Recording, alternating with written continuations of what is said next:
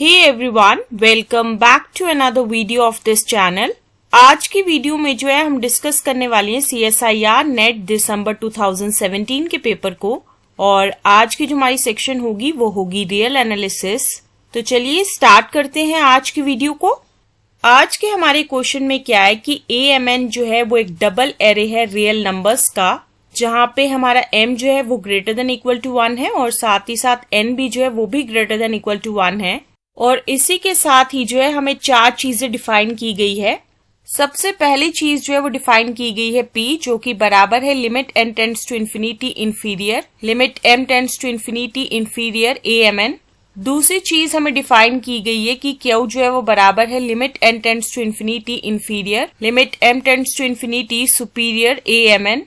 तीसरी चीज हमें डिफाइन की गई है कि R जो है वो बराबर है limit n tends to infinity superior limit m tends to infinity inferior AMN। और इसी के साथ ही जो है हमें चौथी चीज ये डिफाइन की गई है कि S जो है वो बराबर है limit n tends to infinity superior limit m tends to infinity superior AMN। अब इस क्वेश्चन में हमें बेसिकली पूछा क्या गया है कि हमें जो है कुछ स्टेटमेंट्स दी गई हैं और हमें बताना है कि उन स्टेटमेंट्स में से जो है कौन सी स्टेटमेंट जो है वो नेसेसरली ट्रू होगी। और ये स्टेटमेंट्स जो है वो हमें दी गई है ऑप्शंस के रूप में। ऑप्शन ए दिया गया है कि P जो है वो less than equal to Q होगा। ऑप्शन बी है Q जो है वो less than equal to R होगा। ऑप्शन सी है कि R जो है वो less than equal to S होगा। और साथ ही साथ ऑप्शन डी दिया गया है कि P जो है वो less than equal to S होगा।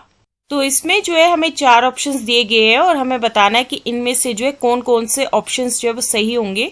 क्योंकि ये क्वेश्चन जो है वो पूछा गया है हमें पार्ट सी के अंदर, तो इसमें जो है एक से ज्यादा भी ऑप्शंस जो है वो सही हो सकते हैं।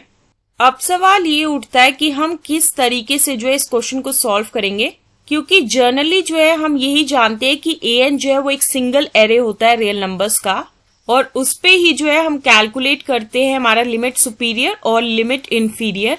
लेकिन हमारे इस क्वेश्चन के केस में क्या है कि हमारे पास AMN जो है वो एक डबल एरे है रियल नंबर्स का और इसमें ये जो P, Q, R और S है, इन चारों के केस में क्या हो रहा है कि लिमिट इंफीरियर के साथ ही लिमिट इंफीरियर आ रहा है, लिमिट इंफीरियर के साथ लिमिट सुपीरियर भी आ रहा है, लिमिट सुपीरियर के साथ लिमिट इंफीरियर आ रहा है और साथ ही साथ लिमिट सुपीरियर के साथ जो है लिमिट सुपीरियर आ रहा है। इसमें कई जगह जो है वो यूज किया गया है n टेंड्स टू इन्फिनिटी और कहीं जगह जो है वो यूज किया गया है m टेंड्स टू इन्फिनिटी, क्योंकि इस केस में AMN जो है वो एक डबल एरे है रियल नंबर्स का।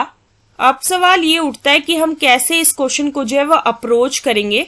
तो उसके लिए सबसे पहले तो हमें ये चीज पता होनी चाहिए कि AMN बेसिकली है क्या, और इन चारों के केस के लिए जो है सबसे पहले हमें पता होना चाहिए कि limit m tends to infinity inferior of AM जो है वो किसके बराबर है और साथ ही साथ limit m tends to infinity superior of AM जो है वो किसके बराबर है। फिर उसके बाद जो है हम ये लिमिट्स को जो है वो अप्लाई करेंगे इन चारों के ऊपर, ताकि हम जान सके कि हमारा P, Q, R और S जो है वो बेसिकली है क्या। फिर उसी के बाद जो है हमें ये चीज पता चलेगी कि कौन सी चीज जो है वो किससे बड़ी है। तो चलिए डिस्कस करते हैं इस क्वेश्चन के सोल्यूशन को। सबसे पहले हम वही चीज लिखेंगे जो कि हमें पता है कि अगर AN जो है वो एक सिंगल एरे होती है रियल नंबर्स की, तो उस टाइम पे हम ये चीज कह सकते हैं कि लिमिट इंफीरियर जो है AN का वो लेस देन इक्वल टू होगा लिमिट सुपीरियर AN के। ये रिजल्ट हमने इसलिए डिस्कस किया है क्योंकि ये रिजल्ट जो है अगर होल्ड करता है हमारे single array of real numbers के लिए, तो यही रिजल्ट जो है वो होल्ड करेगा हमारे double array of real numbers के लिए भी। अब क्योंकि P, Q, R और S इन चारों को देख के जो है हम ये चीज बता ही नहीं सकते हैं कि कौन सा जो है वो किससे बड़ा है, तो उसके लिए जो है हमें कंसिडर करना पड़ेगा हर एक ऑप्शन को वन बाय वन। अगर इसमें कोई भी ऑप्शन जो है वो सही है तो उसके लिए जो है हमारे पास एक प्रॉपर प्रूफ होना चाहिए, और अगर कोई ऑप्शन जो है वो गलत है तो उसके लिए जो है हमारे पास एक काउंटर एग्जाम्पल होनी चाहिए जिससे वो ऑप्शन जो है वो डिस्कार्ड हो सके। तो चलिए सबसे पहले हम आते हैं हमारे ऑप्शन ए की तरफ, और ऑप्शन ए में हमें क्या दिया गया है कि हमें बताना है कि P जो है वो less than equal to Q है या नहीं है, जो कि इसके बराबर है। तो चलिए कंसिडर करते हैं AMN को, जो कि हमारा डबल एरे है रियल नंबर्स का, और ये जो है वो डिफाइन कुछ इस तरीके के होगा A11, A12 सो ऑन।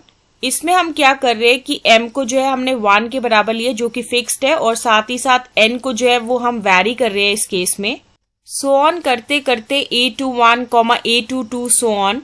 इसमें जो है हमने क्या किया कि m को 2 लिया और उसके साथ ही हमने n को जो है वो वैरी किया है, और इसी तरीके से सो ऑन करते करते हमें क्या मिलेगा A31, A32 सो ऑन।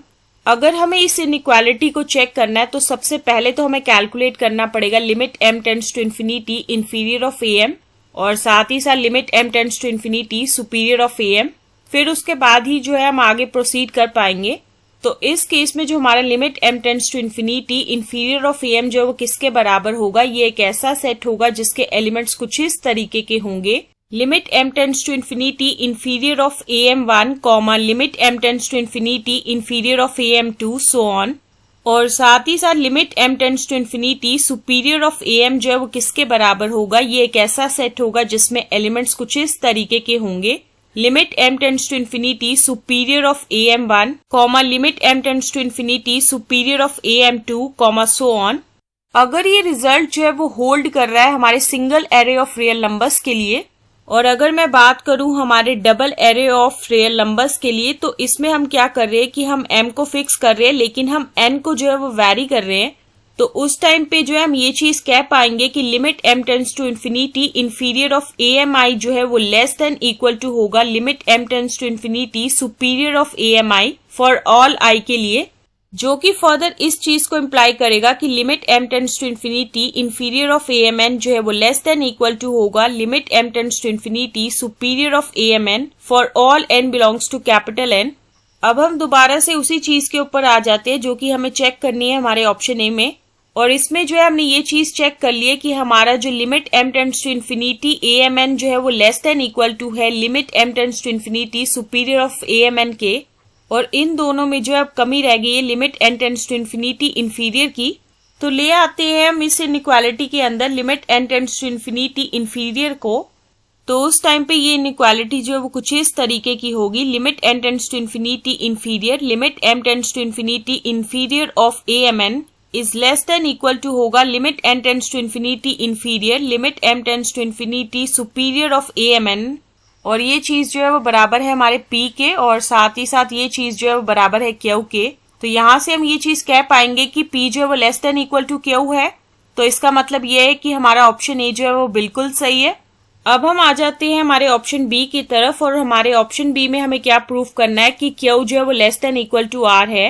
तो बेसिकली हमें जो है ये चीज प्रूफ करनी है, लेकिन इस ऑप्शन बी के केस में क्या है कि ये चीज जो है वो पॉसिबल नहीं है, और उसके लिए जो है हमारे पास एक काउंटर एग्जाम्पल है जो कि कुछ इस तरीके की है। तो उसके लिए हम कंसिडर करेंगे कि am1 जो है वो 0 1 0 1 सो ऑन, am2 जो है वो 1 0 1 0 सो ऑन, am3 है 0 1 0 1 सो ऑन, और इसी तरीके से हम फर्दर प्रोसीड करते रहेंगे। तो इस केस में जो हमारा limit m tends to infinity inferior of amn जो है वो किसके बराबर होगा, ये एक ऐसा सेट होगा जिसके एलिमेंट्स कुछ इस तरीके के होंगे 0 0 0 सो ऑन, और साथ ही साथ हमारा limit m tends to infinity superior of amn जो है वो एक ऐसा सेट होगा जिसके एलिमेंट्स कुछ इस तरीके के होंगे 1 1 1 सो ऑन। अब हम इसमें जो है कैलकुलेट करेंगे r, और वो चीज तभी कैलकुलेट हो सकती है जब हम इसमें अप्लाई करेंगे limit n tends to infinity superior. तो उसके बाद जो है ये चीज बराबर किसके होगी, 0 के। और साथ ही साथ अगर हमें इसमें q को कैलकुलेट करना है तो उसके लिए जो है हम इस पे अप्लाई करेंगे limit n tends to infinity inferior. तो उसके बाद ये चीज जो है वो बराबर होगी 1 के। तो इस केस में हमारा q जो है वो 1 के बराबर है, और साथ ही साथ r जो है वो 0 के बराबर है। और हमारे ऑप्शन बी में क्या दिया गया है कि q जो है वो less than equal to r होना चाहिए। तो इसका मतलब ये है कि 1 जो है वो लेस देन इक्वल टू 0 होना चाहिए, लेकिन ये चीज जो वो पॉसिबल ही नहीं है। तो यहाँ से हम ये चीज कह सकते हैं कि हमारा q जो है वो less than equal to r होगा ही नहीं। तो इसी वजह से जो है हमारा ऑप्शन बी जो है वो बिल्कुल गलत है, क्योंकि हमें एक ऐसी काउंटर एग्जाम्पल मिल रही है जिसमें q जो है वो less than equal to r नहीं है। अब हम आ जाते हैं हमारे ऑप्शन सी की तरफ, और ऑप्शन सी में हमें चेक करना है कि r जो है वो less than equal to s है। तो बेसिकली इसमें ये चीज जो है वो लेस देन इक्वल टू होनी चाहिए इस चीज के। जैसा हमें पता है कि limit m tends to infinity inferior of amn जो है वो लेस देन इक्वल टू होता है limit m tends to infinity superior of amn। और अगर आप इस चीज को जो है वो कंपेयर करो इस चीज से, तो इन दोनों में जो है वो फर्क है limit n tends to infinity superior का। तो जब हम इसमें अप्लाई करेंगे limit n tends to infinity superior, तो उसके बाद ये इनइक्वालिटी जो है वो कुछ इस तरीके की होगी। Limit n tends to infinity superior limit m tends to infinity inferior amn is less than equal to है limit n tends to infinity superior limit m tends to infinity superior of amn, और ये चीज जो है वो इस case में r के बराबर है और ये चीज जो है वो इस केस में s के बराबर है। तो यहां से हम ये चीज कह पाएंगे कि r जो है वो less than equal to s है। तो इसका मतलब ये है कि हमारा ऑप्शन सी जो है वो बिल्कुल सही होगा। तो फाइनली अब हम आ जाते हैं हमारे लास्ट ऑप्शन की तरफ, जो कि है ऑप्शन डी, ताकि हम कंप्लीट कर सके आज के क्वेश्चन के सोल्यूशन को। और इसमें जो है हमें चेक करना है कि p जो है वो less than equal to s है, मतलब इसमें जो है ये इनइक्वालिटी होल्ड करनी चाहिए। जैसा कि अभी हम डिस्कस करके आए कि limit m tends to infinity inferior of amn जो है वो लेस देन इक्वल टू होता है limit m tends to infinity superior of amn के लिए।